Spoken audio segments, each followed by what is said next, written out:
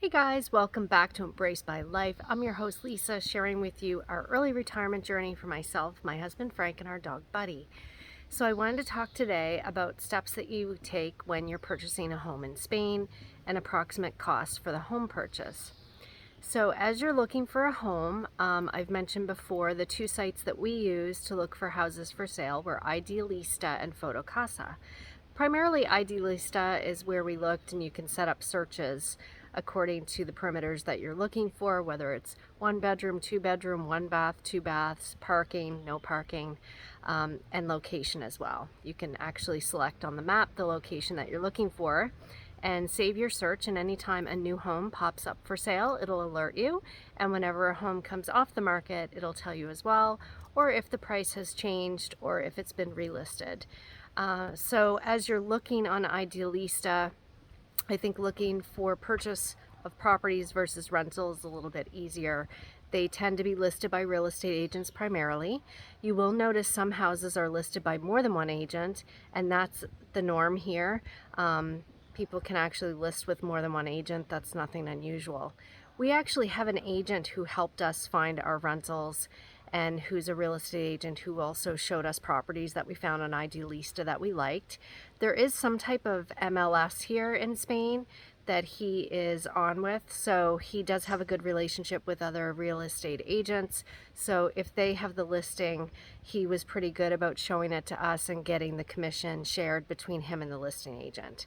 So as you're looking to purchase a property, you should keep in mind the cost to close on the home includes up to about 10% total in closing costs, which is quite high compared to the US. That includes a tax, which if it's a used property, which means it wasn't newly constructed, it's usually somewhere around 8%. And if it's newly constructed, it could be upwards of 10 to 12% total. Closing costs, and that includes attorney's fees, which are typically 1% of the cost of the home, which is quite extensive in my opinion compared to what we paid in the US for an attorney, but it's important to have one here. And also a notary and other costs that are required in order to close on your home. So you do need to factor that into your budget as you're looking to purchase a home. That's super important. And then as you're looking at the homes, just make sure that you keep an eye on everything. You may want to do a home inspection if you feel that there could be some issues with structural damage or anything like that. Certainly we had to watch out for water leakage since it's been raining a lot since November, and we passed on a few properties that were amazing but that had some water damage.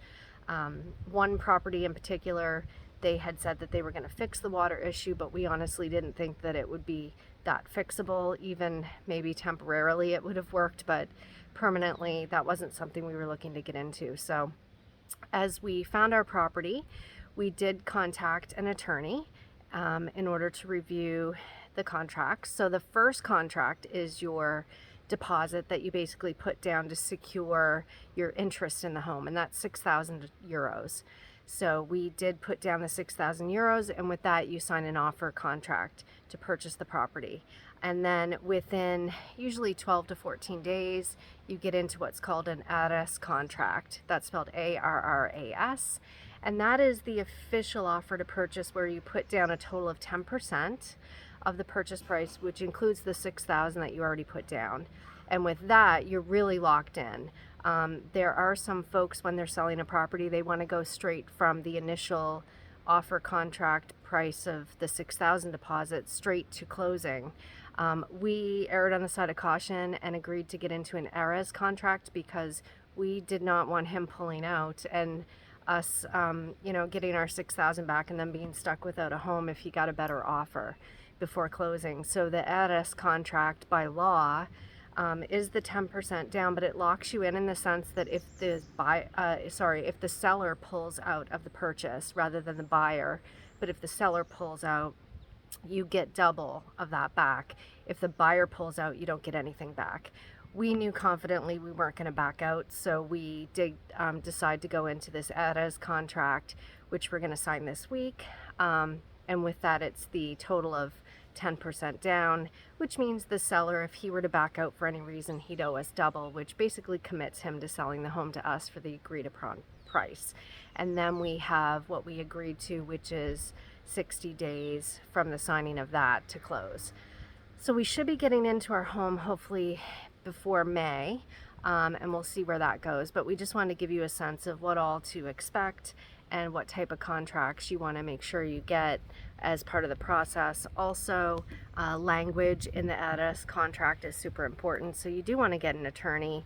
Even though it does cost quite a bit, I think it's totally worth the cost to make sure that all the terms and conditions in this ADAS contract cover everything that you need, including that they are securely stating that any work that was done legally, and that if there's any future fines that come from the building department, that they would be responsible for that, because those fines carry over into the buyer of the home.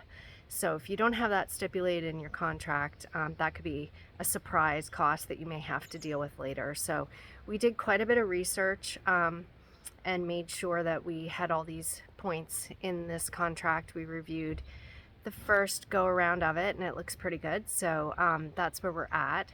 We also got our home fully furnished, so we are attaching to the contract a list of all furniture that we're purchasing, and we are ensuring that we have a walkthrough the morning of the closing to make sure that everything's there, everything's in good working order, and there's no issues with anything once we get into the property. So that's where we're at with everything to think about and costs in terms of purchasing your home.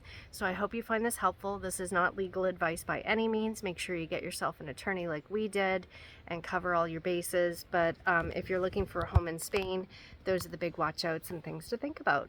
Okay, have a great day. Keep embracing life. Bye.